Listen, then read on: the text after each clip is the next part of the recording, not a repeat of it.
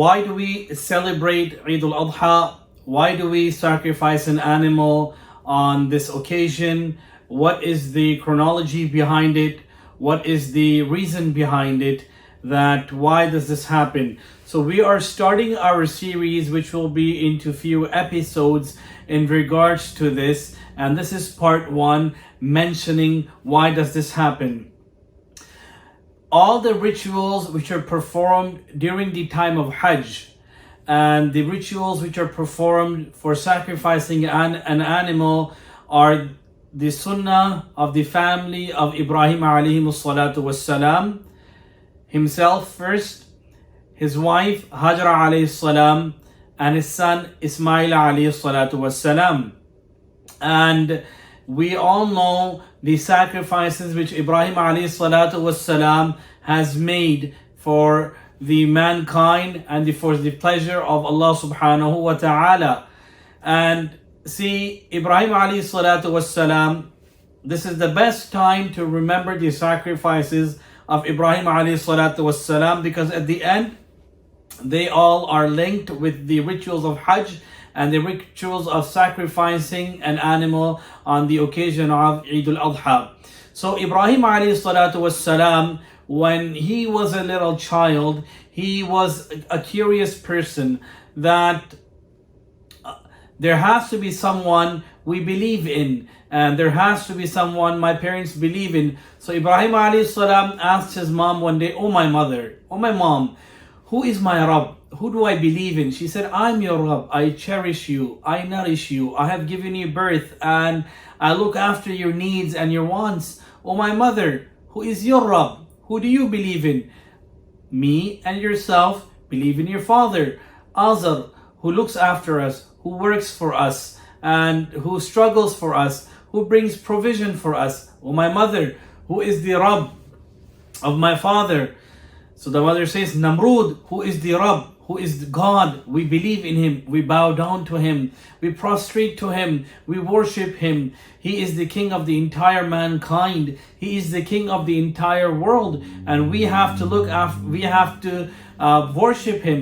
Oh my mother, who is the Rabb of Namrud? Who does Namrud believe in?" So there are two narrations now. One of the narrations, it comes that the mother of Ibrahim alayhi salatu wassalam, she said to him, "Shh, stay quiet, Namrud is Rabb." In another narration, it comes that the mother of Ibrahim alayhi salatu wassalam, she took her hand and put it on the mouth of Ibrahim alayhi salatu wassalam like this, mentioning that no, you're not supposed to say this, Namrud is Rabb.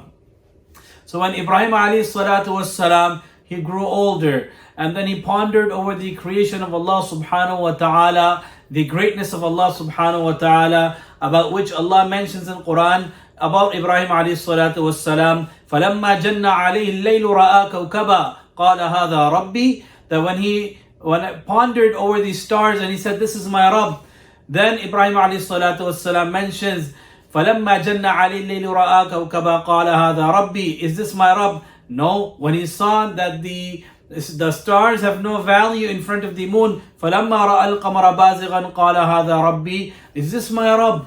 Do I believe in the moon? It's big, it's huge, it's great, it's beautiful, it gives this beautiful light. Then when he saw this, that the moon has no value in front of the sun, فَلَمَّا رَأَى الشَّمْسَ بَازِغَةً قَالَ هَذَا رَبِّي هَذَا أَكْبَرُ. That when he sees the sun and he says, "Oh, this is so big, هَذَا أَكْبَرُ." فَلَمَّا أَفَلَتْ. And he knew that someone is running the system, that the sun cannot come by itself, the moon cannot come by itself, the moon cannot set itself, or the sun cannot set itself, nor the sun can rise itself, the moon cannot hide itself, the stars cannot come by themselves. فَلَمَّا أَفَلَتْ. Then he goes to the people, قَالَ يَا قَوْمِ إِنِّي بَرِيءٌ مِّمَّا تُشْرِكُونَ. I'm free from all those what you believe in, the idols which you believe in. إِنِّي وَجَّهْتُ وَجْهِيَ لِلَّذِي فَطَرَ السَّمَاوَاتِ وَالْأَرْضَ حَنِيفًا وَمَا أَنَا مِنَ الْمُشْرِكِينَ. That I turn towards the creator of the mankind, the creator of the seven skies, and I'm neither amongst the ones who ascribe partners to Allah subhanahu wa ta'ala. So now Allah subhanahu wa ta'ala blesses Ibrahim alayhi salatu wassalam with the gift of Nabuwa, with the gift of prophethood. And then Ibrahim alayhi salatu wassalam is known to be tested many times, multiple times. And then every test which he was given by Allah subhanahu wa ta'ala, subhanallah, he passed every single test to please Allah subhanahu wa ta'ala. This is why it comes La ilaha illallah Ibrahim Khalilullah, Ibrahim, the friend of Allah subhanahu wa ta'ala. So there are many incidents of Ibrahim alayhi salatu wassalam. In this chapter today, we are going to discuss the full life of Ibrahim alayhi salatu wassalam, which is linked to the rituals of Hajj and to the rituals of sacrificing an animal, which is the sunnah of Muhammad sallallahu alayhi wasallam. So when we move further ahead, Ibrahim alayhi salatu wassalam again ponders over the greatness and the creation of Allah subhanahu wa ta'ala, and he thinks, who gives life and who causes death? Allah does. And then Ibrahim alayhi salatu wassalam requested Allah subhanahu wa ta'ala, وَإِذْ قَالَ إِبْرَاهِيمُ رَبِّ أَرِنِي كَيْفَ تُحْيِي الْمَوْتَى. Ya Allah, I want to see how you give life, how you cause death. And Allah subhanahu wa ta'ala replied, O Ibrahim, أَوَلَمْ تُؤْمِنْ قال أولم تؤمن. Don't you have iman and belief in me? قال بلى ولكن ليطمئن قلبي. Oh Allah, I have firm belief, I have firm yaqeen, but I want to satisfy my heart. It is for the satisfaction of my heart.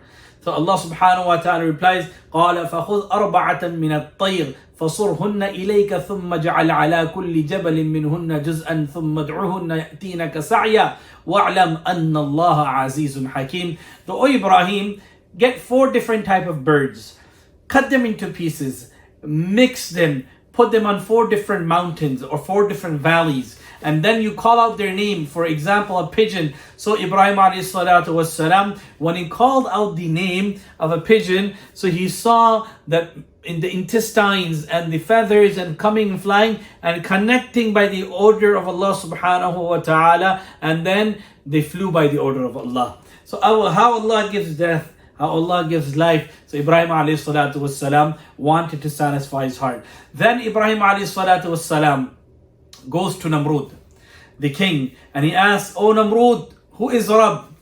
So na'udhu billah, he mentions, I am Rab. So Ibrahim alayhi salatu wassalam mentions that Rab is the one who gives life and who causes death. How can you do that? He said, yes, that's in my power, I can do that. So Namrud, he had 2 prisoners. One was to be free, he was to be set free, and one was given a death penalty. So the one who was given death penalty, Namrud set him free, and the one who was supposed to be freed from the prison, Namrud gave him death penalty. He said, look, I have life and I have death in my power. So Ibrahim alayhi salatu wassalam said, Rabbi the one, يَأْتِي بِالشَّمْسِ مِنَ الْمَشْرِقِ فَأْتِ بِهَا مِنَ الْمَغْرِبِ. So Rabbi is the one who rises the sun from the east and sets it in the west. You rise it from the east, or you rise it from the west.